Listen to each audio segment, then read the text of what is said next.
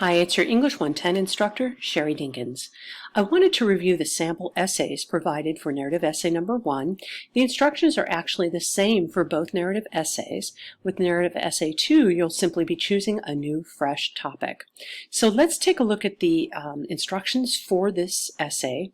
First, you need to choose an event that you were present for, something that happened to you, not something that happened to someone else. Also, if you get a shocking text or phone call that changes your life, I appreciate that experience, but it won't work well for this assignment because we need something with a lot of physical details, action, dialogue, thoughts, and that won't happen with a text or phone call experience. Now, if you choose an event where, let's say you went to some sort of band practice that went really well or whatever, and somebody texted you during that event, totally okay to use that. We just don't want the whole essay to be a response to a text or phone call. You do need, for this assignment, to actually choose something that is 24 hours or less. And when you start looking at the sample essays, you'll realize that choosing such a short slice of time forces you to write a lot of details, and that makes the essay really, really good. So we'll look at that in just a moment. As you're glancing down, you'll need to write a thesis statement that is a simple listing of what the event was, and then your thought or feeling about it. So again, what the event was, and then your thought or feeling about it. So like, what if you happen to have two thoughts or feelings? What if it's like you were really, really worried and you were really sick and you gave birth and it turned out great, so it has some negative and some positive. You can write a thesis statement that reflects that. We don't want to ignore part of your event if one part is positive and one part is negative. What we want to do, instead of just sort of dumping both thoughts or feelings into one sentence, which is pretty confusing for your reader, we want to actually use two clauses, and they'll be separated either with the word but, or the two clauses will start with a word like although, or a phrase like even though. So if you do have some sort of topic, starts out bad, ends up good, starts out good, ends up bad, do check out, these are both posted under the instructions so you can see a little bit more about that. When you do get your idea kind of in your head what you want to write about, you have a thesis statement in your mind, you'll actually go and post that to the discussion board. When you do that, you're going to see that what you need to do is list what is the event and what is your thought or feeling about it. And then, of course, you're going to tell me what the beginning, middle, end of your story is. Now, please don't worry. After you list these, you're not going to write like a very traditional 5-paragraph essay where you have an introduction, 3 body paragraphs, and a conclusion. We're breaking out of that mold. We're going to move forward into a more creative and natural way to write. So as you're glancing at any of the sample essays, you're going to notice that they don't have, after they do that introduction, so here's the introduction for this young man or this young lady, and she has her thesis statement right at the end of the introduction for emphasis. Notice that her body is not 3 big clumpy paragraphs. It's actually a lot of different small paragraphs. In fact, sometimes dialogue is on a line all by itself for emphasis. So do follow this structure. As you get close to the end of whatever happened in your event, you will have one paragraph as your conclusion. But if you check out each of these examples, you're going to notice that they don't have 5 paragraphs total. After they get through with the introduction, and then they get the thesis statement there, they're going to use a lot more creative structure and use a lot of individual small lines to get all of that beginning, middle, end in there in a more natural way. So please don't feel like just because you read on the discussion board that you're telling me what your beginning, middle, and end is, that you have to do a 5-paragraph essay. We're going to break you out of that and do something much better that is actually much more common for this kind of writing. So as you're reading the instructions, it also tells you something like, as you're writing your rough draft, you'll also want to have the different kinds of introductions are kind of listed here. The most common one is a history or background. So let's take a look at the young lady who wrote about her fishing trip nightmare. Her introduction is in general about her relationship with her dad, generally going out or going to events with him, and then she gets to another sentence which sort of transitions her into going fishing on that day. So it's a very clever structure. It has a background or history, who she's talking about, what that situation is about. Same with the hot air balloon young lady. She talks in general about her memories, about what they did every year during the summer. And then notice how she kind of transitions here and mentions hot air balloons. So we're not surprised when she uses her thesis statement to describe her hot air balloon experience.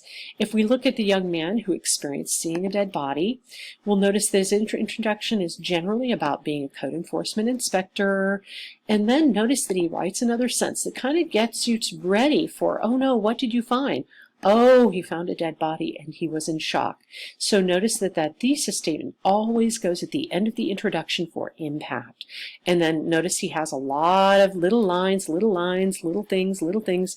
It does go in the structure, the time structure, beginning, middle, end, but you don't see 5 big fat paragraphs. We just see the introduction as its own paragraph, and the conclusion as its own sort of bigger, longer paragraph, but everything that's in between there is more naturally done with lines of dialogue. So as you're doing dialogue, the instructions here say talk about direct use of dialogue. Don't use just generally remembered things. So when we talk about indirect, I shouted at him to get back there and called him this and that. That's in general what you said. It's not specifically what you said. We want to hear specifically what you said because that is what is captivating in a narrative. So we want to hear what you actually said and have that in quote marks. Now, if you don't remember exactly, that's fine. You're going to fill in the blanks. Just be as realistic as possible. With thoughts, we don't want to say, I thought I would kill that son of a gun or whatever. We want to hear exactly what you were thinking in your brain. We want to hear that and see that in quote marks so that we can be there with you. So there's lots more information about indirect versus direct dialogue. Very important to use direct dialogue to actually make the narrative essay very, very interesting for your reader.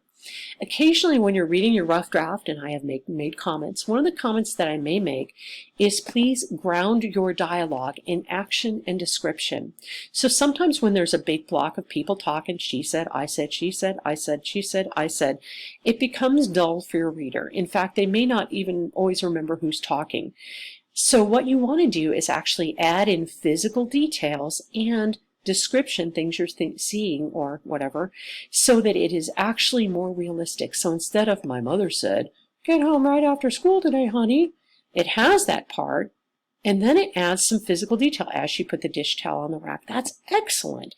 It's a physical action that makes us feel as though we're there with you. So your reader feels more captivated. When you ground your dialogue, I grabbed my phone, she said smiling, I said pulling my jeans up, I said, so instead of just having dialogue go back and forth, do check out those passages to see if you can add in any realistic details that you remember that happened or physical actions to make it really interesting for your reader.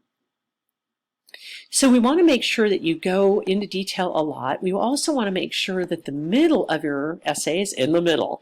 So although you're not using that big clumpy 5-paragraph essay format, we want to make sure the highest or lowest part of your story, the shocking part, is right in the middle of your narrative essay. If we glance at the hot air balloon young lady, we'll see that her essay is about a hot air balloon crashing into the mountain. And as we're glancing down, the kind of shocking reality comes on right at the top of page 3, and it's 5 pages long, so it's perfectly in the middle. As we glance at the young man who finds the dead person, we notice that his is 5 pages long, and he actually finds the person and is trying to revive them on page 3. So exactly in the middle of the essay is that highest and lowest part. We don't ever want the narrative essay to end off, and I found out he was dead, because your reader is just hanging there like, oh my gosh, what did you do? Did you call 911? Did people run over? Did your boss let you go home for the rest of the day? Did you work the rest of the day? Did you think about it later? So we don't want to leave someone hanging by putting the middle part of the essay anywhere except in the middle. That said, we don't need to stick to that 5-paragraph essay.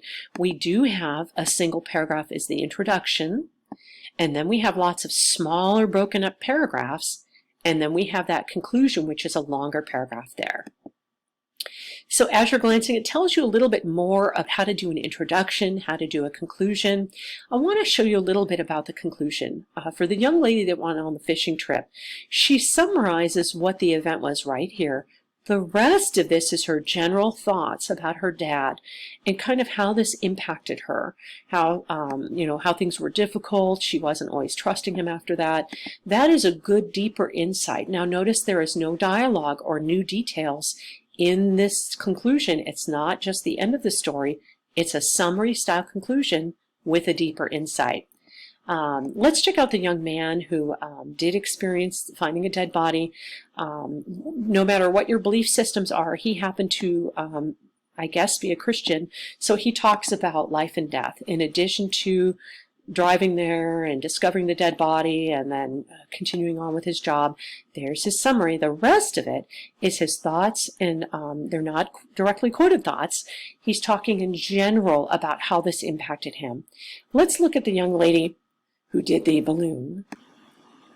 Hers is probably the shortest of the three conclusions, but she does summarize what happened, that they're the adventures, the roller coaster, and then she actually adds, most memorable day helped us grow as a family. So she didn't summarize as well as the other two writers, but she did add a deeper insight there. So I did want to show you, what do we mean by deeper insight? Why does it make it seem so much more important?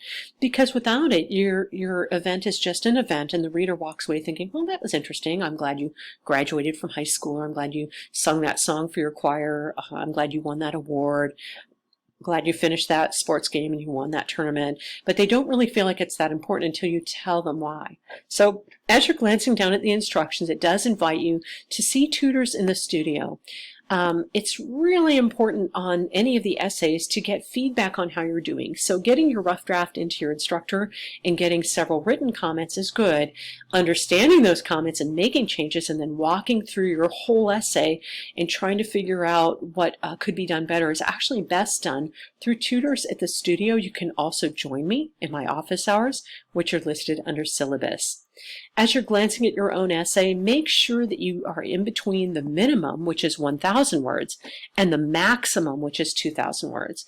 You already know how to format your documents, but if you need a little hint, there's several videos, how to format, and then of course a link to this video. So just wanted to review briefly those three essays, kind of go over the instructions for you.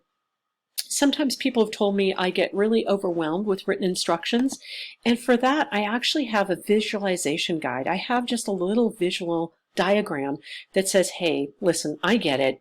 You read a lot of stuff all the time, you get exhausted. Just look at a visual guide. Here's how to do this assignment. Here's what the steps are for this assignment. So walking through these steps visually can help you feel kind of more understanding of what is this process and what do you need to do. So I just wanted to show you this for the narrative essay. As I mentioned, this video will help if you're doing narrative essay number 1 or narrative essay number 2, which is simply the same process with a fresh new topic. Don't forget that I have office hours, always happy to help you. If you want to contact me through the inbox or email me with questions, that's great as well. And the tutors in the studio are always there to make online appointments or face-to-face appointments to walk you through your assignment. Thanks so much. We'll see you online.